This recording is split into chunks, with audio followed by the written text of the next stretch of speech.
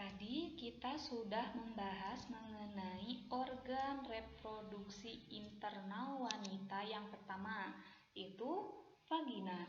Nah, sekarang kita akan melanjutkan mengenai organ yang kedua, yaitu ada uterus atau rahim.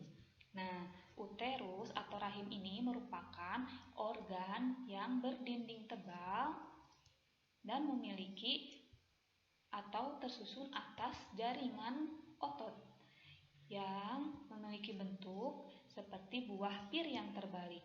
Ya. Pada bagian bawah uterus ini, pada bagian bawah uterus yang menyempit ke bawah, di sini itu ada yang dinamakan serviks atau leher rahim.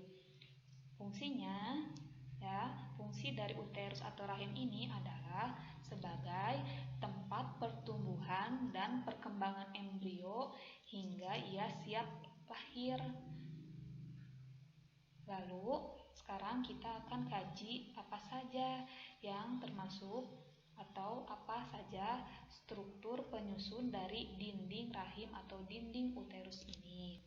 Nah, struktur dari dinding uterus terdiri atas serosa atau perimetrium, lalu ada miometrium dan endometrium. Perimetrium atau serosa merupakan lapisan terluar dari dinding uterus. Lalu yang kedua ada miometrium, yaitu lapisan bagian tengah pada dinding uterus yang mengandung otot polos.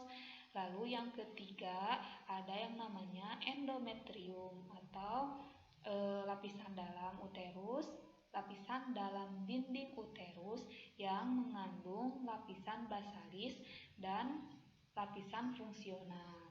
Sekarang kita fokuskan mengenai pembahasan tentang endometrium. Jadi endometrium ini tadi sudah saya katakan bahwa endometrium ini tersusun atas yang namanya lapisan basalis dan fungsional. Lapisan basalis ini merupakan lapisan yang melekatkan endometrium dengan miometrium, sedangkan untuk lapisan fungsional merupakan lapisan endometrium yang menebal dan menipis pada saat siklus menstruasi. Jadi pada lapisan fungsional ini, pada dinding endometrium dapat berubah-ubah, dapat menebal atau menipis pada saat terjadinya siklus menstruasi. Namun pada lapisan basalis strukturnya tetap tidak berubah-ubah. Nah, setiap bulannya rahim atau uterus ini akan menyiapkan diri untuk mengantisipasi terjadinya pembuahan atau fertilisasi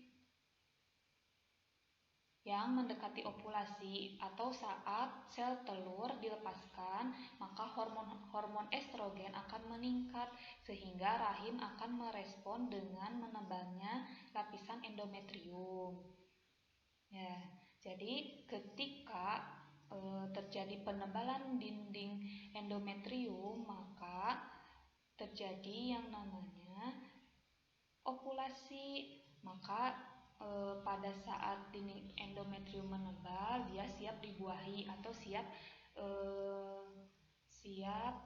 terjadinya implantasi melekatnya zigot pada endometrium. Tetapi ketika tidak terjadi pembuahan, maka endometrium ini akan meluruh menjadi atau terjadinya menstruasi. Yang terakhir, silakan lanjutkan ke kegiatan menulis sesuai instruksi pada yang ditampilkan sebagai berikut.